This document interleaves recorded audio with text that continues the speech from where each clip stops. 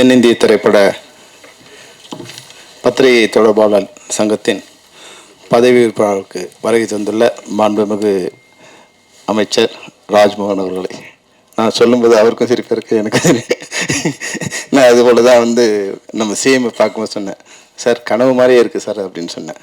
ஆனால் எனக்கு கூட கனவு மாதிரி தான் இருக்கு, என்னால் நம்ப முடியலன்னு. அவர்கிட்ட தான் நான் ஆயிட்டேன்னு கீழே இருக்கிற யாருக்கும் நம்ப முடிய மாட்டேங்குதுன்னு அப்படின்னாரு. உண்மையிலே இது ஒரு கனவு தான். இந்த நிகழ்ச்சிக்கு தலைமை தாங்கியுள்ள அமைச்சர் அவர்களுக்கும் பத்திரிகை தொடர்பாளர் உறுப்பினர் அனைவருக்கும் என்னுடைய வாழ்த்துக்கள். இங்கே வந்தவர் ஒரு புது ஃபார்முலா நான் கற்றுக்கிட்டேன். எலெக்ஷனை எப்படி நடத்தணும்னு கற்றுக்கிட்டேன். இருக்கிற மெம்பர் எல்லாரையும் மேடையை இறக்கி விட்டுட்டா யாரும் எழுத்து நிற்க மாட்டாங்கிற உண்மையும் கற்றுக்கிட்டேன். அடுத்து அது ரொம்ப ஈஸியாக இருக்கும். உண்மையில் பத்திரிகை தொடர்பாளரை பொறுத்தவரைக்கும் நாங்கள் ஒரு நண்பர்கள் போல தான் பழகுவோம். டைமண்ட் பாபுலேருந்து, சிங்காரவேலேருந்து, மௌன உறவிலேருந்து, ரியாஸ்லேருந்து நிறைய பேர் 40 வருஷம் 50 வருஷம் ஆனால் கூட அவங்க பேரோடு அவங்க நட்போடு இருக்கிற மாதிரி தான், ஒரு சகோதரர்கள் மாதிரி தான் நாங்கள் உங்களோட பழகியிருக்கோம். அதனால் வந்தவொடனே யுவராஜ் கேட்டேன், யுவராஜ் எப்போ முடியும்னு. அண்ணா நீங்கள் வந்துட்டீங்க, வர்றது தான் உங்கள் கடமை, அனுப்புறது எங்களோட கடமை, எப்போ அனுப்பணுமோ அப்போ நீங்கள் போகலான்னாரு. நான் சொன்னேன், 8 மணிக்கு ஆரம்பித்தாலும் இருக்கணும், 9 மணிக்கு ஆரம்பித்தாலும் இருக்கணும், இல்லைன்னா நான் பத்திரிகை இல்லாமல் போயிடுவோம்பான்னு சொன்னேன். அந்த வகையில் ஒரு நெருக்கமான உறவோடு இருக்கிற உங்கள் சங்கம் மிக சிறப்பான ஒரு நல்ல நிலை அடையணும். அதுபோல் நான் அமைச்சர் ராஜ்மோகனுக்கு ஒரு கடங்காரன், கடன் பெற்றுக்கோன்னு சொல்லுவோம் இல்லையா, அது மாதிரி கடங்காரன். எங்களுக்கு தமிழுக்கு கொஞ்சம் கடன் கொடுக்கணும். அந்த கடனை நீங்கள் கொடுத்தீங்கன்னா அவருக்கு கடனை கொடுத்துட்டு அந்த கடனை அடிச்சுட்டு எங்கள் கோரிக்கைகளை நாங்கள் கேட்போம். அதனால் என்னென்னா, ஒரே ஒரு விஷயந்தான். நான் இப்போ இதுக்கு போகும்போது, செக்ரட்டரியேட் போகும்போது குவியலாக மக்கள் இருந்துகிட்டே இருந்தாங்க. அப்போ ஒரு விஷயத்தை நான் சகோதரர் ராஜ்மோகன் சொல்ல விரும்புகிறேன். அதாவது அவர் பேரறிஞர் அண்ணா பதவி ஏற்கும்போது அவர் அவருடைய சகாக்களுக்கு சொன்னாராம், இப்போ கோயிலில் நிறைய கூட்டம் கம்மியாயிடுச்சுன்னு. அவர் சொன்னாராம், இது ஒரு அளவுகளாக எடுத்துக்கணும், என்னைக்கு கோயிலில் கூட்டம் அதிகமாகுதோ அன்னைக்கு நம்ம வீழ்ச்சியை தொடங்குதுன்னு அர்த்தம்னு சொன்னாராம். அவங்க புரியல என்னன்னு. ஏன்னா மக்கள் நம்ம மேலே நம்பிக்கை வச்சு கோயிலுக்கு போகிறது நிறுத்திட்டு நம்மக்கிட்ட வராங்க. அப்போ நம்ம அவங்களோட நம்பிக்கையை, அவங்களுடைய கனவை நிறைவேற்றும்னு நினச்சி நம்மக்கிட்ட வராங்க. நம்ம மேலே நம்பிக்கையை போய்த்து கோயில்களில் எப்போ கூட்டம் அதிகமாகுதோ அப்போ அரசு மேலே நம்பிக்கை இருந்துட்டாங்கன்னு அர்த்தம். அதை ஒரு அளவுகோலாக வச்சுங்கன்னு சொன்னாங்க. அப்போ கடந்த காலகட்டங்களில் கோயில் இல்லாமல் இருந்து கோயில் குவிய ஆரம்பிச்சிடுச்சு. இன்றைக்கி நான் உங்களை பார்க்க வரும்போது உங்கள் அறையை குவிஞ்சிருக்கு, ஜனங்களால் குவிஞ்சிருக்கு. அந்த நம்பிக்கை நீங்கள் நிறைவேற்றி கொடுக்கணும் தான் எங்களுடைய. 2 நேரங்களில் அந்த கூட்டம் குறையும். ஒன்று, எங்களோட கோரிக்கையில் நிறைவேறும் போது, இல்லை உங்கள் மேலே நம்பிக்கை இல்லாத போது. எங்களுடைய கோரிக்கையை நீங்கள் நிறைவேற்றி அதன் மூலம் அங்கே கூட்டம் குறையணுங்கிறது தான் எங்களோட வேண்டுகோள். நிச்சயமாக தமிழ் திரைப்படத்துறையில் தயாரிப்பாளர் சங்க தலைவர் கேட்டார், எங்கள் சங்கத்துக்கு இடம் கொடுங்கன்னு. நான் கேட்குறேன், தயாரிப்பாளர்கள் வீடு விற்காத ஒரு சூழ்நிலை நீங்கள் ஏற்படுத்துங்க, அவங்க சங்கத்தை கட்டிப்பாங்க. இன்றைக்கி ஒரு இண்டஸ்ட்ரியில் பல பேர் என்ன நினைக்கிறாங்க, சினிமாக்காரங்களுக்கு ஏதோ கவர்மெண்ட் கொடுத்துருச்சுன்னு சார். ஒரு உண்மையை நான் அந்த மேடையில் சொல்கிறேன். போன வருஷம் எங்களுடைய வருமானம், அதாவது எங்கள் மூலம் வந்த வருமானம் 3000 கோடி ரூபாய். அந்த 3000 கோடி ரூபாய்க்கு நாங்கள் கட்டின ஜிஎஸ்டி 540 கோடி ரூபாய் நாங்கள் கட்டியிருக்கோம். நாங்கள் சும்மா அவங்கக்கிட்ட கேட்கல, இந்த அரசாங்கக்கிட்ட சும்மா கேட்கல. ஆனால் இது வரைக்கும் அரசாங்கம் எதுவுமே பண்ணலை. உண்மையை இந்த மேடையில் உறக்க சொல்வேன், எங்களுக்கு எதுவும் பண்ணல. ஒரு படத்துக்கு 7 லட்சம் ரூபாய் ஒரு கொடுப்பாங்க, அதுக்கு ஒரு 50 படத்துக்கு கொடுப்பாங்க. அது எவ்வளோ வரும்னா 3 கோடி வரும். அது போல் ஒரு விருது நிகழ்ச்சி வரும், ஒரு 5 பவுனில் மாலை போட்டு. இந்த ஜனங்க என்ன நினைக்கிறாங்க, சினிமாக்காரன் கொடுத்துட்டாங்க. சினிமாக்காரனுக்கு இந்த அரசாங்கம் எதுவுமே கொடுக்கல. ஒரு 100 ஏக்கர் இடம் எங்களுக்கு கொடுத்துருக்காங்க ஒரு 15 வருஷத்துக்கு முன்னாடி. அதில் வீடு கட்டுறதுக்கு முயற்சியை நாங்கள் பண்ணிகிட்டே இருக்கோம். அதனால் ஒரு வருஷத்துக்கும் இன்றைக்கி நான் போன வருஷம் 540 கோடி கொடுத்தோன்னா இந்த வருஷம் 4000 கோடி அந்த ஆண்டு வருமானம். அப்போ அதை நீங்கள் கணக்கு போட்டுங்க. அப்போ நீங்கள் எங்களுக்கு பண்ண போகிற செலவு ஒரு 100 கோடியிலேருந்து 150 கோடி பண்ணிங்கன்னா அதுவே மிகப்பெரிய விஷயமா இருக்கும். இன்னொரு அளவுகோல் நீங்கள் எடுத்துக்கலாம். என்னைக்கு திரைப்படத்துறையில் அரசாங்கங்கள் மேலே அதிருப்தி ஏற்படுதோ அப்போல்லாம் ஆட்சி மாற்றம் நிகழ்ந்துகிட்டே இருக்குது. இதை நான் ஒரு இதுவாக சொல்லலை, நீங்கள் எப்போனாலும் பார்த்துங்க. எங்களால் வெளியே சொல்ல முடியாது, ஆனால் எங்கள் மனசு குமுறிட்டே இருக்கும். எங்களோட குமுறல் எப்போ ஆரம்பிக்குதோ அப்போ இப்போ எங்களை பொறுத்த வரைக்கும் ஒரு சந்தோஷமான சூழ்நிலை இருக்குது.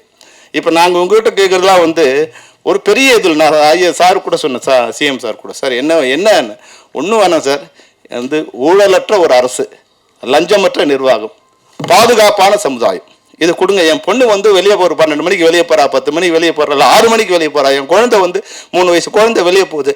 இதெல்லாம் பாதுகாப்பாக நாங்கள் இருக்கிற ஒரு சமுதாயம். இன்னைக்கு வந்து உண்மையிலே கனவு மாதிரி இருக்குது. இந்த லஞ்சங்கிறது வந்து வாங்குறவங்க கொஞ்சம் பயந்து இருக்காங்க. அந்த கனவு மெய்ப்பட வேண்டும். அதுதான் இப்போ நீங்கள் வந்து எங்களுக்கு பண்ண வேண்டிய விஷயம் வந்து அந்த கனவு மெய்ப்பட்டுச்சுன்னா வேறு ஒன்றுமே வேண்டாம். எங்களுக்கு நீங்கள் 1000 ரூபா கொடுக்க வேண்டாம், சிலிண்டர் கேஸ் கொடுக்க வேண்டாம், இதெல்லாத்தையும் நாங்கள் பார்த்துப்போம்.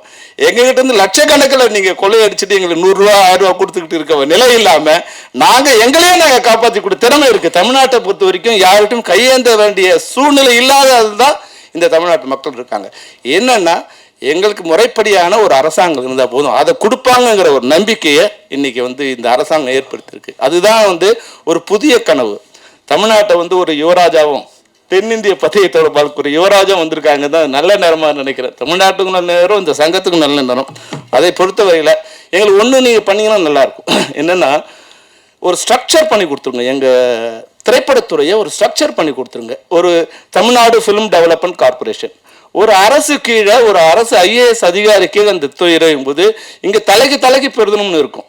அது வல்லாலாம் வந்து ஒரு சிண்டிகேட் பண்ணிக்கிட்டு சின்ன ஆட்களை வாழ முடியாத ஒரு சூழ்நிலை இருக்கும். எல்லா துறையிலும் வந்து ஒரு ஃபிஷர்மேனை வச்சுங்க, நீங்கள் கட்டுமரத்தில் போகிறவங்க ஒரு வரைக்கும் இருக்கலாம், கட்டுமரத்தில் போகிறவங்க எங்கே மீன் பிடிக்கலாம், பெரும் கப்பலில் போகிறவங்க எங்கே மீன் பிடிக்கலாம்னு இருக்கும். ஆனால் இங்கே வந்து சைக்கிளில் போகிறவனுக்கு ஒரு பார்த்துருக்கு, காரில் போகிறவனுக்கு பார்த்துருக்கு, பஸ்ஸு போகிற பெரும் பார்த்துருக்கு. ஆனால் திரைப்படத்துறையில் சின்ன தயாரிப்பாளர்கள், சின்ன திரைப்படங்கள் வாழ்வதற்கான ஒரு சூழ்நிலையே இல்லாமல் பெரிய திரைப்படங்கள் மொத்தத்தையும் கபலீகரம் பண்ணுங்க சூழ்நிலை. பெரிய திரைப்படங்கள் வரணும், ஆனால் சின்ன திரைப்படங்கள் வாழ்வதற்கான ஒரு சூழ்நிலை ஏற்படுத்தினாதான் தமிழ் கலாச்சாரம், தமிழர் பண்பாடு எந்த படங்கள் வளரும்னா தமிழ் திரைப்படங்கள், சின்ன திரைப்படங்கள் மட்டும்தான் வளரும். அந்த திரைப்படங்களை காப்பாற்றினீங்கன்னா தமிழ்நாட்டோட கலாச்சாரம் உலக அளவில் பரப்பப்படும்.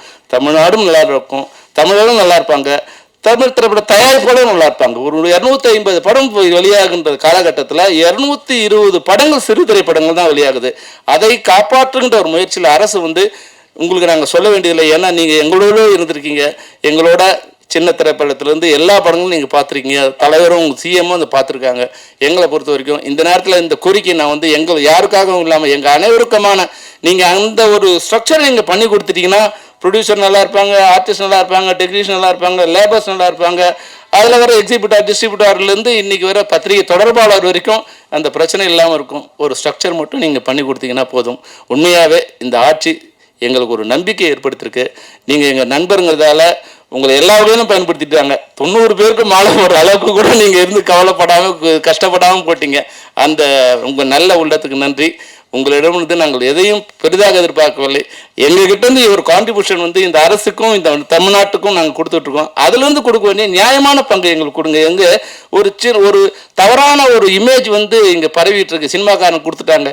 நாங்கள் எங்களை ஒன்றும் இல்லை, மேடையில் உட்கார வச்சு லெஃப்டில் கமலஹாசன், ரைட்டில் ரஜினிகாந்த் உட்காந்து நீங்கள் பண்ணி விழா நடத்துறது தவிர வேற எங்களுக்கு அதன் மூலம் எங்களுக்கு என்ன வருமானம் தான் ஒரு நாள் வந்து நாங்கள் விழா நடத்தணும். அதை பார்த்து ஜனங்க வந்து எங்களுக்கு ஏதோ வாரி கொடுத்துட்டாங்கிற ஒரு இமேஜ் தான் கிரியேட் பண்ணியிருக்க தவிர எங்களுக்கு இது வரைக்கும் வந்ததில் திரைப்பட தொழிலாளர்கள் நான் சொல்கிறேன், திரைப்பட தொழிலாளர்களுக்கு ஒரு 100 ஏக்கர் இடம் கொடுத்துருக்காங்க. நிச்சயம் அதைத்தான் இந்த 50 வருடத்தில் திரைப்பட தொழிலாளர் கிடைத்த ஒரு லாபம். அதை தவிர நிறைய விஷயங்கள் இருக்குது. நாங்கள் நீங்களே சொன்னீங்க ஒரு நாள் பெப்சிக்கு நாங்களே வரோம் சார் உட்காந்து. நிச்சயமாக நீங்கள் எப்போ இல்லை நாங்கள் வரோம். இன்னும் ஏன்னா உங்கள் வேலை பொழுது பார்க்கும்போது எங்களுக்கு பயமாக இருக்குது. எப்போ பார்த்தாலும் உங்களுக்கு எக்கச்சக்கமான ஒர்க் இருக்காது. பள்ளிக்கல்வித்துறைன்னா நான் இந்த டிரான்ஸ்ஃபர் நேரத்தில் சொல்ல முடியாது. உங்கள் வெளியே ஆரம்பித்து வெளிகேட்டு வரைக்கும் ஆள் இருக்காங்க. உங்களால் வந்து நிச்சயமாக வர முடியாது. நீங்கள் வரணும்னு நினைக்கிறீங்க, ஆனால் வர முடியாது. அதனால் வந்து ஒரு மணி நேரத்தை எங்களுக்காக நீங்கள் ஒதுக்கி கொடுத்தீங்கன்னா நாங்கள் வந்து எங்களுடைய ஒரு முன்னாடி சொன்னீங்க. இப்போ தம்பி இருக்கார் ஜெகதீசன் வந்து சொல்றீங்களா? ஏன்னா ஜெகதீஷ் இருக்கிற வரைக்கும் உண்மையில இல்லை, ஜெகதீஷ் வந்து மிகச்சிறந்த அறிவாளி. அந்த அறிவாளிக்கு தலைவனாக இருக்கிறோம். நீங்கள் மிகப்பெரிய அறிவாளியாக இருக்கணும். ஏன்னா அவனை கண்ட்ரோல் பண்ணுறதே கஷ்டம். ஜெகதீஷை கண்ட்ரோல் பண்ணுறதுக்கு ஒரு நீலவேணி குதிரையை ராஜா ஜெயசிங்கால தான் கண்ட்ரோல் பண்ண முடியும். ஜெகதீஷனோட திறமையான ஒருத்தவ தான் கண்ட்ரோல் பண்ண முடியும். ஏன்னா அவனோட அறிவு ஆமாம் ஆமாம், ஜெகதீசன் இயக்குனர், செயற்குழு உறுப்பினர், அதை விட வந்து இன்னையோட சிஎம்மோட 10 வருடத்துக்கு மேலாக தொடர்ந்து பயணித்தவர். அதனால எல்லாரோட மிக நெருக்கமானவர் அவர் வந்து. அதனால அவரும் அங்கே உங்ககிட்டையும் பழக்கமானவர், சிஎம்முக்கும் நெருக்கமானவர். தம்பி நீயும் வந்து உன்னால் முடிஞ்ச அளவுக்கு இப்போ உங்ககிட்ட நாங்கள் எங்களுக்கு கோரிக்கை வைக்கிற இடத்துல இருக்கு மொத்த சினிமா துறையும் விட்டுருங்கிறாவ. ரொம்ப நேரம் நான் எடுத்துக்கிட்டது வந்து எனக்கு நேரம் ஆயிடுச்சு. ஆனாலும் இன்னொரு சந்தர்ப்பம் இது மாதிரி எங்களுக்கு கிடைக்க வாய்ப்பு இல்லைங்கிறதால இதை வந்து சகோதரர் ராஜ்மோகனுக்கு எங்களுடைய கோரிக்கையாக வைக்கிறோம். தமிழ் திரைப்படத்துறையை சீராக்கி அதை ஒரு ஸ்ட்ரக்சர் பண்ணி கொடுக்க வேண்டியது உங்களுக்கு கடமை. அந்த கடமையை நீங்கள் பண்ணிட்டீங்கன்னா காலம் முன்ன வரை உங்களை தமிழ் திரைப்படங்களும் மறக்காது, நாங்களும் மறக்க மாட்டோம். நன்றி, வணக்கம்.